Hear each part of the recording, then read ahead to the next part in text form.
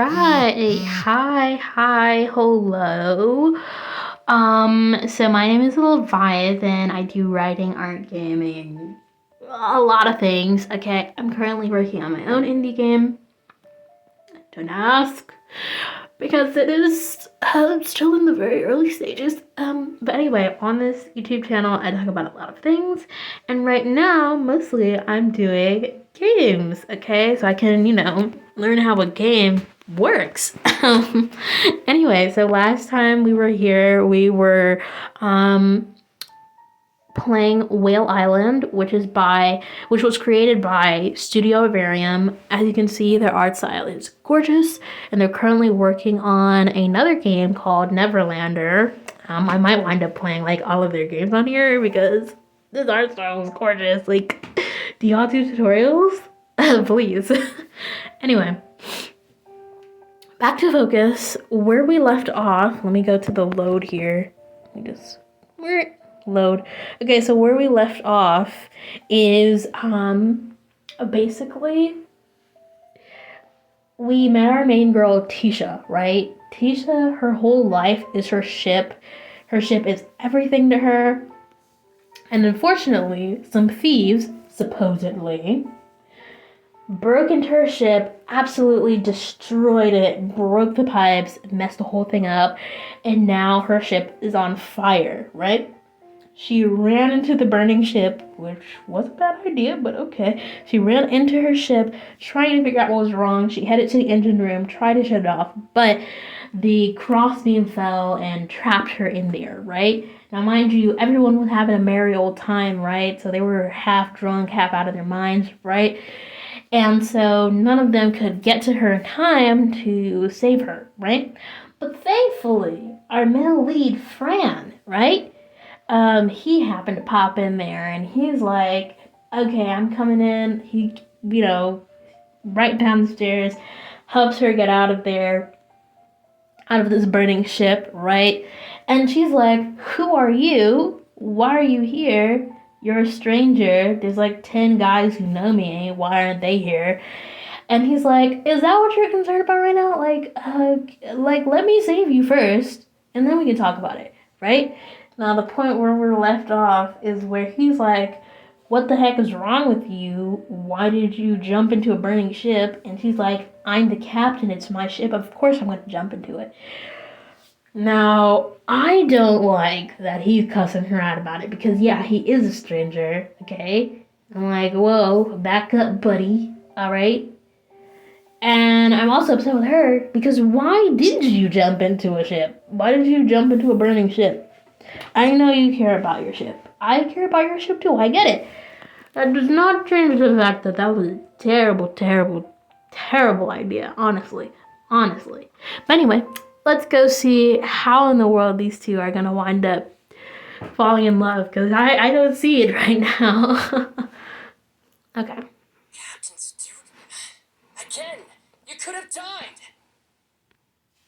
The young man cried out, panic still laced in his voice. I had nothing to say in response. It was true, after all. The only way that I could explain my actions was that I had briefly lost my mind in the process. Tisha, either way, I'm grateful for what you did, Mr. I'm Fran. I'm a repairman. I run a repair shop down at the town. Cool, very cool. I'm glad she said thank you, though, because you would be surprised how many times in a story a main character will get saved and they'll just be cussing that person out. No thank you. No thank yous at all. I'm like, dang, like, they just saved your life. I think at least one thank you is in order. Fran held out a hand. I took a moment to simply stare at the shape of his fingers. Dang, girl, you already down bad? Relax. You just met the guy. Tisha. I brushed his hand away and instead gave him a good whack on the side of his arm. Because she's a rough riding girl. A girl after my own heart. I'm a little crazy, though, because why did you jump into a burning ship? But that's okay. We love our girl.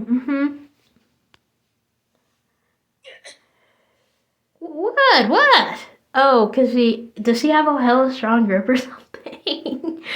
Oh my gosh. Tisha, thank you for saving my life. I couldn't help but snort out a laugh at the sound of his startled shriek. No, we're flirting now. It took an entire night to put the fire out of its misery. I stood in front of the scorched remains of my ship, solemnly looking at its blackened exterior. The sun was shining bright above the clouds as if it was completely oblivious to my misery. I couldn't help but heave out a sigh. I wondered who was to blame for the incident. Yeah, we should kill them. Okay, maybe that's a little drastic. We should find them and put them in jail. And then maybe kill them. I'm joking. Of course. Maybe it was Herbert's fault for giving me the lock that did absolutely nothing but break down on itself. I mean, it's not really his fault. Unless... Maybe it was also Herbert's fault for distracting me at the pub in his drunken stupor. I think you should be allowed to go party at the pub without your ship being burned down, but okay.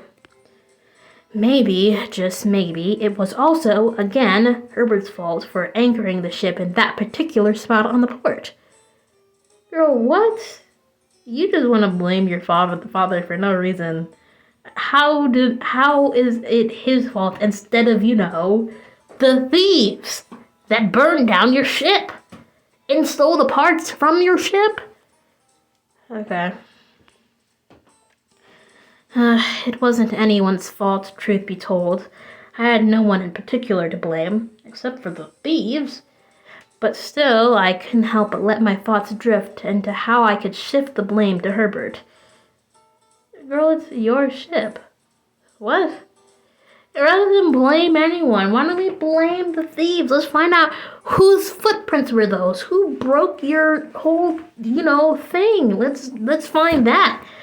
Are there any cops on this island? Well, are there any detectives or anything? Where's the social infrastructure here, huh?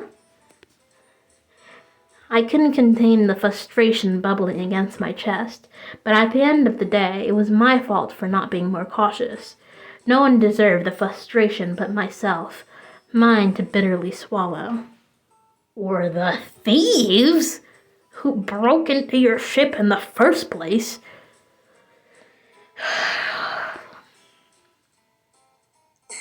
Tisha! Why is he here? I'm sorry. Like, if this were my real life, and this were like me, if I were Tisha, I would be like, what is he doing here? I thought we wrapped up our business yesterday. Unless, what, does he want monetary reward? In case you haven't noticed, I'm broke, okay? My ship is flubbed up right now. I turned to locate the voice that had called my name. It was Fran, standing way in the distance. Fran excitedly ran towards me and immediately tripped on his shoelaces, crashing face first to the ground like a sack of potatoes. Okay, I'll give him credit. That was kind of cute. But you're telling me this is the guy who saved Tisha's life last night, tripping over his own shoelaces?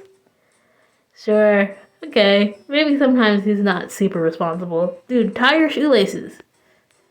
He raised his head back up in visible embarrassment. Blood was trickling down the bridge of his nose. Blood? This guy cracked his head open? Oh my god. Let's go help him. Because we can have our little bonding moment. What are you in such a hurry for? Fran walked over to me, rubbing his nose in pain.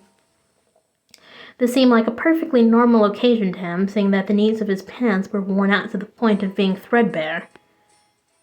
He stopped in front of me before tying his shoelaces, leaving me to stare down at the top of his head. The sunlight reflected off of his goggles like a set of crystals. I still need to repay you for saving me. Let me buy you a meal. Really? That would be great. To be honest, I didn't to have a chance to grab a bite yesterday.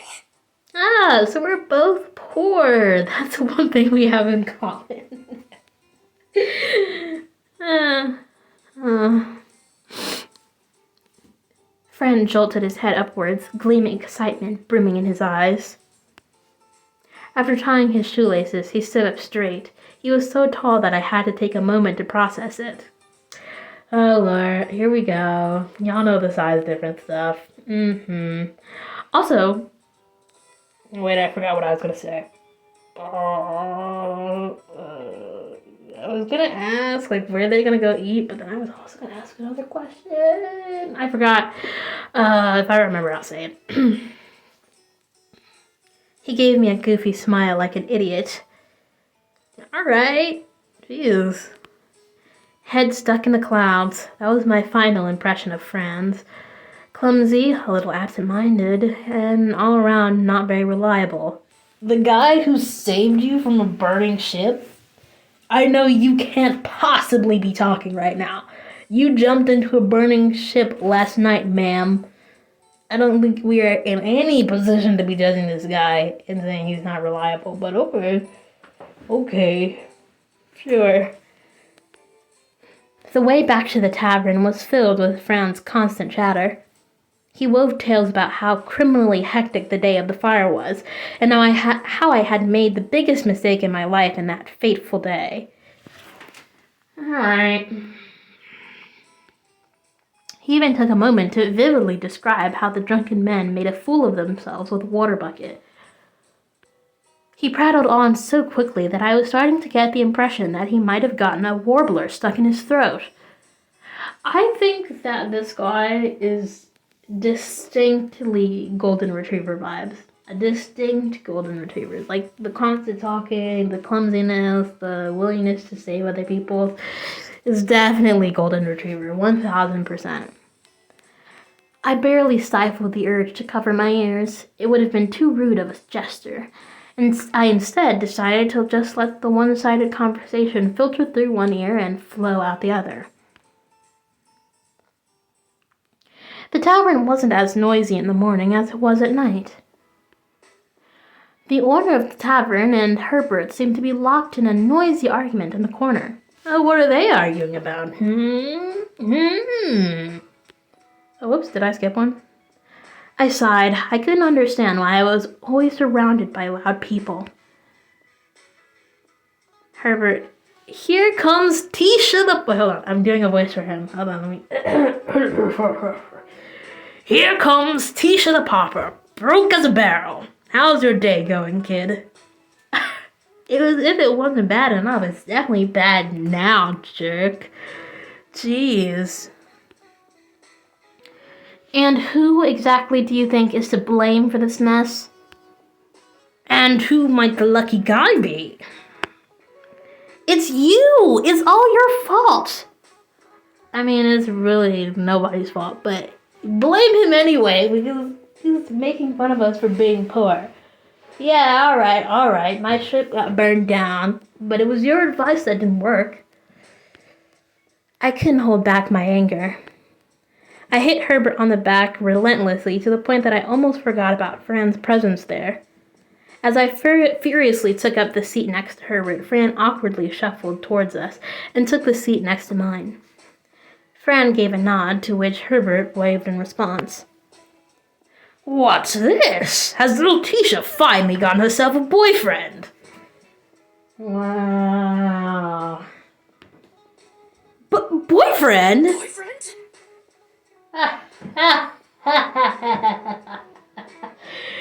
Oh, that is a knee slapper.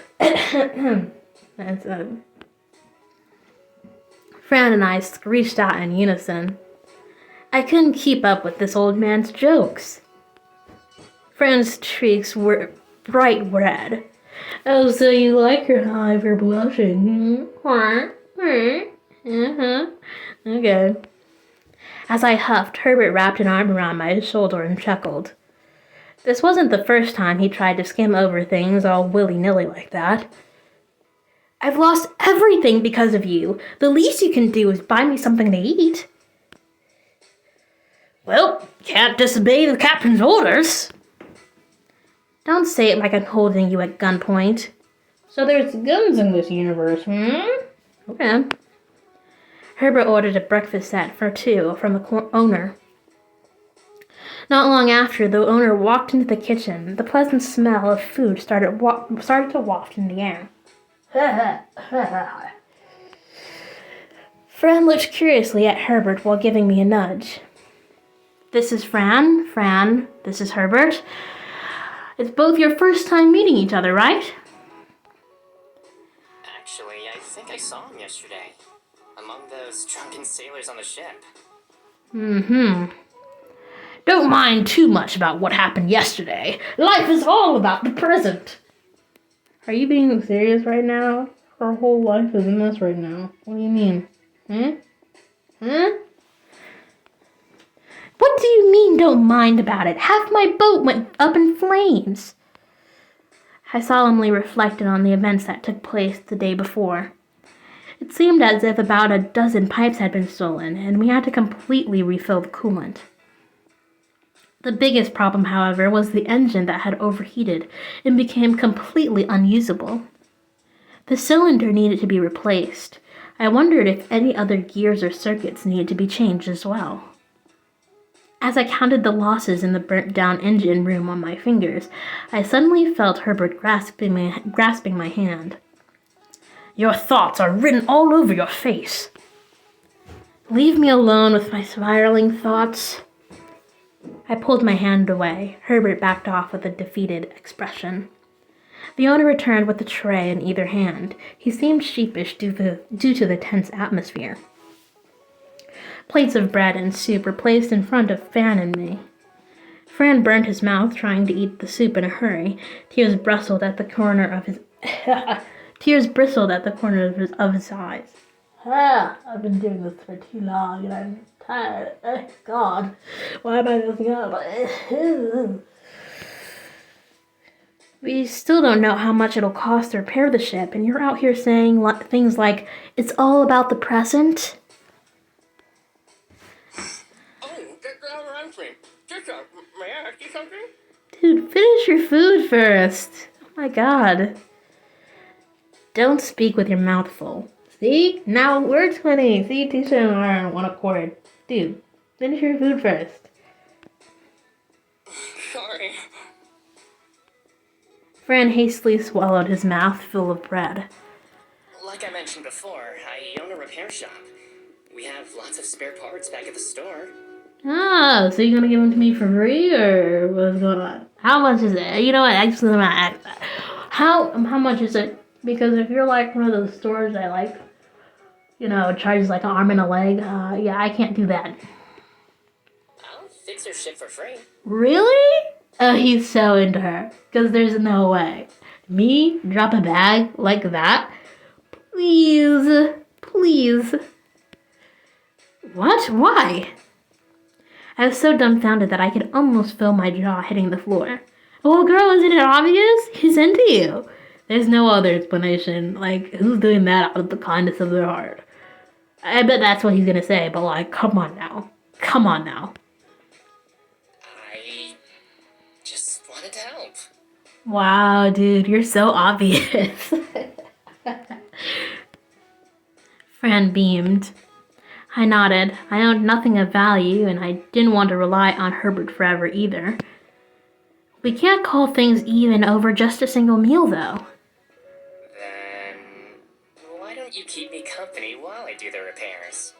Wow, huh? Okay.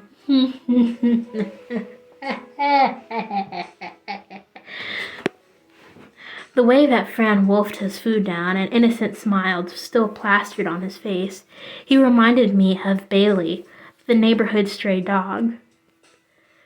Girl, you and these comparisons. You just called him a stray dog? Jeez. But I did say he reminded me of Golden Retriever, so I guess I'm not too different.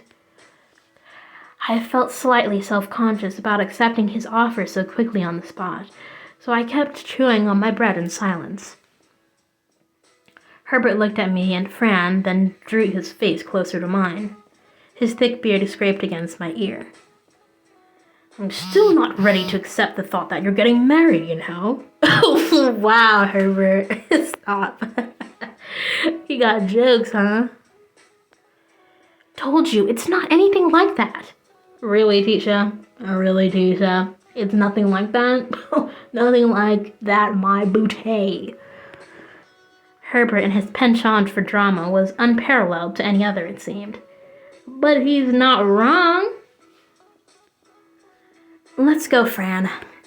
I walked out of the tavern while dragging Fran, who was scarfing down the last of his food, behind me. A breeze warmed by the blazing sun blew past us. When I climbed the rope ladder, I found the deck to be a mess of scorch marks and puddles of water. There was even a splotch of dried vomit in the corner. And we know who that was. There were plenty of that required. Hold on. My brain got its wires crossed. There were plenty that required repair and urgent cleaning. As I descended the stairs, trying to hold back a sigh, the darker my surroundings became. The engine room was completely scorched black from wall to wall. First of all, we need at least 13 spare pipes. Jeez. Fran counted the missing sections of the pipe system before turning his attention to the engine. He put on his goggles and opened the hatch.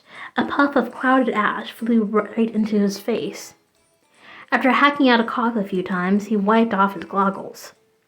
The fact that he was actually a skilled technician slowly hit me as I watched Fran examine the scene with practiced expertise.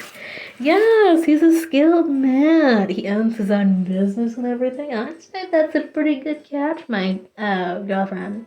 And on top of that, you're a captain, he's a repairman. Hey, free repairs of your ship for the rest of your life. And you could always pay him back with, like, I don't know, fish or something, or octopi, or whatever sailors do. From my observer's point of view, it didn't seem like the engine was damaged as badly as I'd expected. Fran turned his head quickly, bringing our faces closer than I was prepared for. Startled, I took a step back, but Fran simply gave me a smile. The engine didn't melt through completely. I just need to replace a few things. Oh, heck yeah. Nice. Whatever you say. If that's all for now, let's get out of here. We shouldn't breathe in any more ash than we have to. From the other side of Fran's goggles, a pair of bright green eyes stared straight ahead. I felt my cheeks warming for some reason, so I wiped the back of my hand against them. Oh, you like them too, huh? Okay. I almost felt a slight bit of unfound annoyance against his cheeky smile. He left the engine room, climbed up to the deck, and never stopped talking for a single second, even while he was getting off the boat. He talked about so many different things, from the taste of the soup that Herbert had brought him to the restaurants he frequented around his repair shop. Wow, oh my god, twins! I also can't stop talking. All of a sudden, he fell silent, as if he'd remembered something. Oh, right. I've been meaning to ask this since a while ago. Okay, so my bets are on. Either he's gonna ask about have they done any like research into who caused the ship injury, the fire, and who was stealing and whatnot. Or he's about to ask her on a date. Either option's good. Let's see. Tisha, have you ever heard of the legend of Belina? Wow, I was way off. Okay, what? My bad. I wasn't expecting that, okay. Belina? Yes, the city otherwise known as the Whale Island. Oh, he said it! Cue all those memes that are like, right there. He just said it. That's the name of the game, you guys. Okay. It's said that somewhere out on the sea, there's a giant whale with an island on its back, swing on forevermore.